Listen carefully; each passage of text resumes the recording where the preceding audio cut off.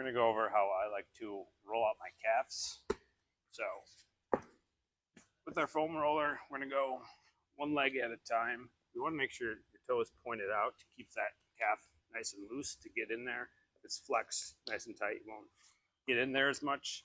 And the point of foam rolling isn't really to get the knots out, just loosen up that tissue, get some blood flow to the area so you're ready to work. We're just going to go up and down, just play again with the angles, kind of get low at the Achilles, coming up just below the knee.